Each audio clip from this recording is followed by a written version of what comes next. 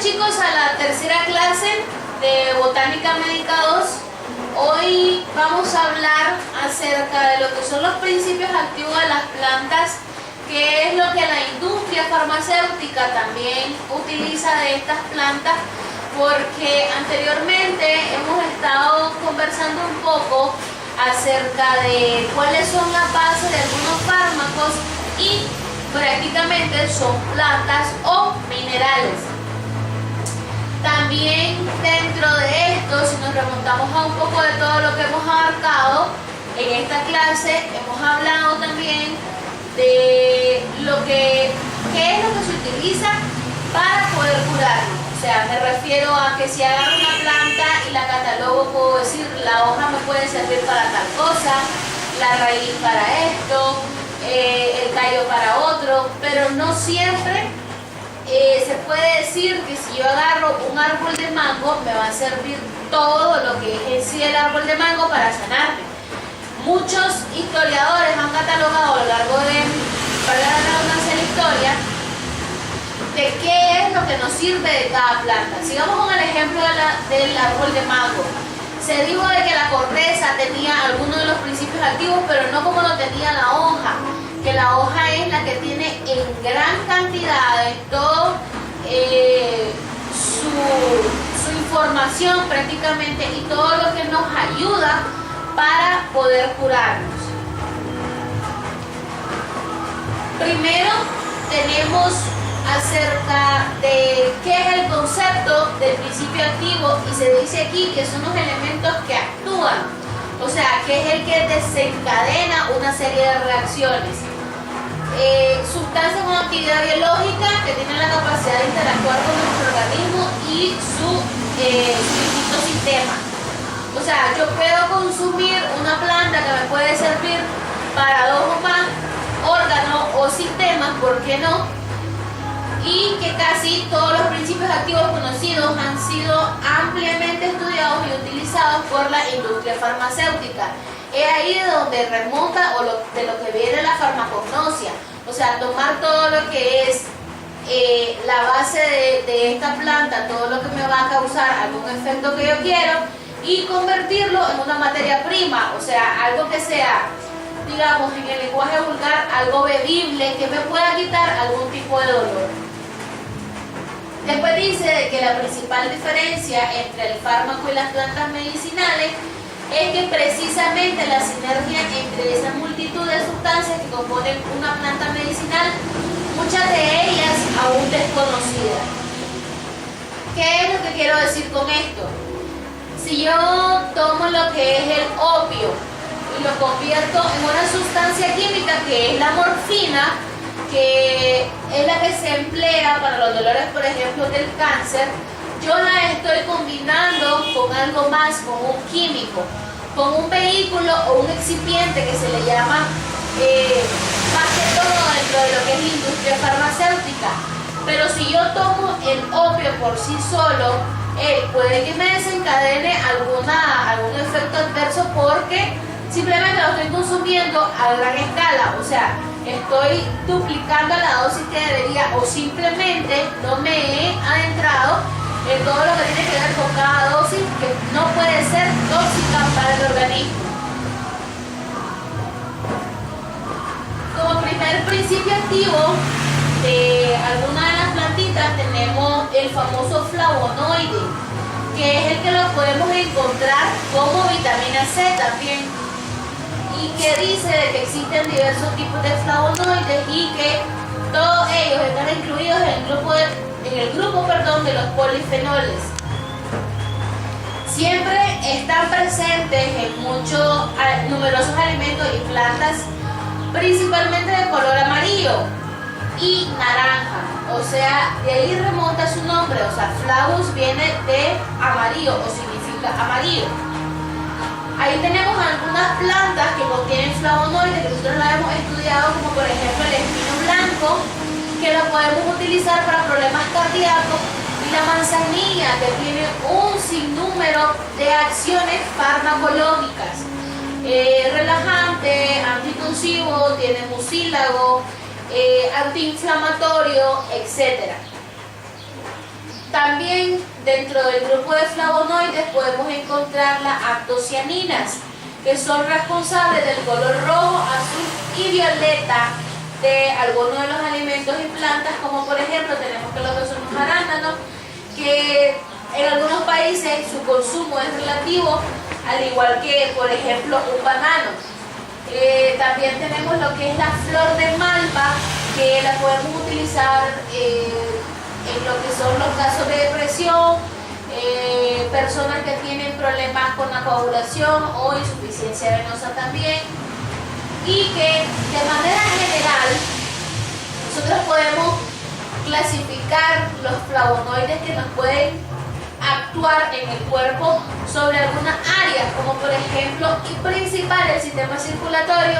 que lo habíamos dicho anteriormente, como por ejemplo el espino blanco, que es el que nos ayuda a que no se nos formen placas de ateromas en el cuerpo o prácticamente en el corazón. También está dentro de la clasificación de las plantas depurativas, que son las que nos limpian el organismo, como por ejemplo la clorofila. La clorofila líquida contiene un sinnúmero de flavonoides y taninos también, que más adelante estaremos viendo que es un tanino, y que estas nos ayudan a desintoxicar el cuerpo. También tenemos antioxidantes como la vitamina C, y que nos ayudan los flavonoides para los procesos de colesterolemia o simplemente formación del colesterol.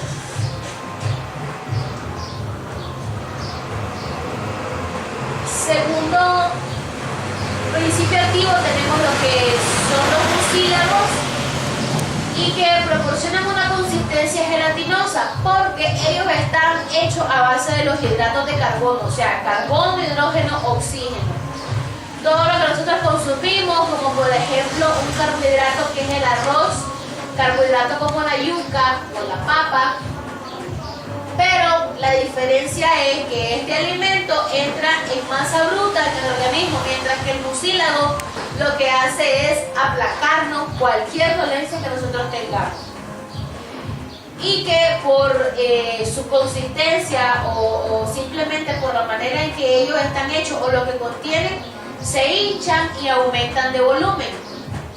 Dentro de esta industria se utiliza frecuentemente para dar consistencia a ciertos fármacos y hacerlos más fácilmente administrables, como por ejemplo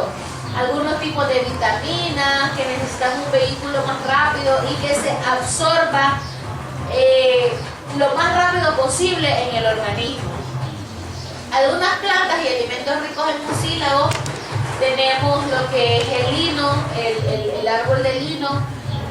también la chía, que la podemos consumir simplemente dejándola remojar en agua o con fresco. Algunas algas marinas también, lo que es el aloe, y en algunos casos lo que es el tilo, pero aquí hemos obviado acerca de lo que hace la linaza. Lo que pasa con la linaza es que ella no se hincha, o sea, si nosotros venimos y dejamos en un recipiente que pueda abarcar 1 litro de agua, dejamos remojando, qué sé yo, 3-4 cucharadas de linaza toda la noche, y le decimos al paciente que le vamos a dar, por ejemplo, si este paciente tiene una gastritis crónica, y le decimos, mire señora, usted va a dejar remojando toda la noche la linaza y en la mañana no la revuelva, simplemente tómese el agua y todo lo viscoso que soltó la semilla de la linaza. ¿Qué es lo que hace esto? Cuando él entra en el organismo, esta no se crece como por ejemplo lo que hace el aloe, sino que simplemente aplaca toda la capa del estómago o toda la capa gástrica. También se dice que actúan sobre todo como protectores de las mucosas, reduciendo la irritación, y que la podemos usar frecuentemente en algunos de los sistemas que se mencionan acá. El sistema respiratorio es excelente porque, como hemos dicho, de que protegen todo lo que son los tipos de mucosa, nos ayudan, por ejemplo, cuando tenemos bronquitis o cuando tenemos una tos seca, que esta misma tos nos irrita toda la pared de la capa pulmonar.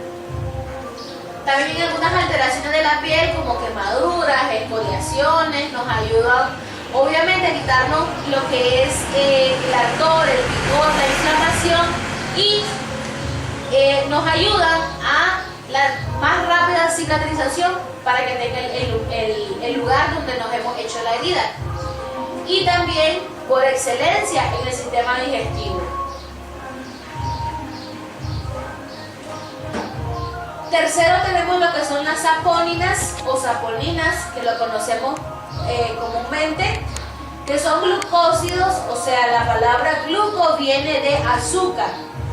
con propiedades parecidas a las del jabón, actúan ejerciendo una acción irritante sobre las mucosas gástricas e intestinales y mejoran el estado de los bronquios.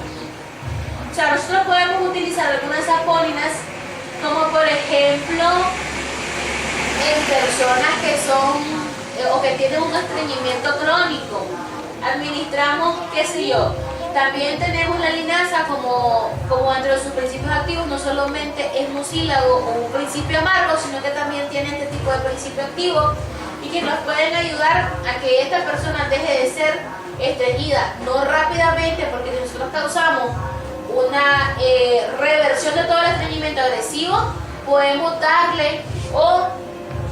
causarle un efecto adverso en base al colon a esta misma persona.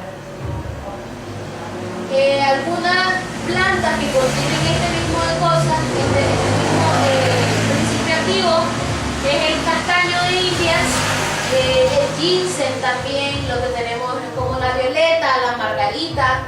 y aquellas plantas que no contengan grandes cantidades, su acción puede ser bastante evidente, como por ejemplo lo que estábamos hablando acerca de la linaza.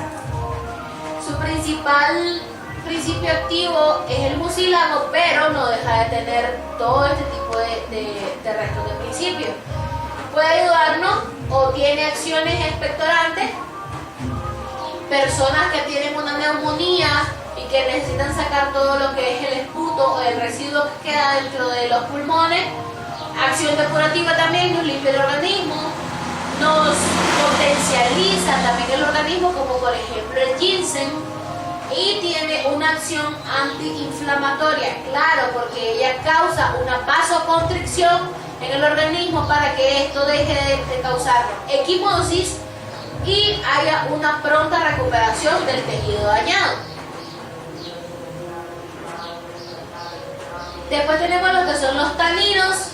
y que la principal característica de los taninos es que interactúan con las proteínas de colágeno presente en la piel, haciéndola más resistente al calor y al ataque de los microorganismos, protegiendo así las mucosas. Dentro de esto se sabe de que tienen un componente astringente y un sabor amargo, aunque algunos de ellos pueden ser muy beneficiosos, otros pueden llegar a resultar ser tóxicos y antinutritivos. O sea, todo se basa en que si nosotros tenemos o realizamos una buena administración de esta planta, si no nos pasamos de las dosis indicadas. Algunas plantas que contienen los taninos son el té verde, el roble, también, ¿por qué no?, tenemos la manzana, la granada, que en algunos países la conocen así y algunos la conocen como lo que es la calala también, y en general todas las frutas verdes. Ejercen ciertas funciones en algunas partes del organismo, como por ejemplo trastornos del aparato digestivo, también inflamaciones, tiene una acción vasoconstrictora, lo que esto hace una inhibición del proceso de equimosis, o sea, que se nos ponga moradito alguna parte del cuerpo por golpes, por heridas, etc. Y nos reduce el calor, el rubor, el color y la inflamación de esta misma herida, ¿por qué no?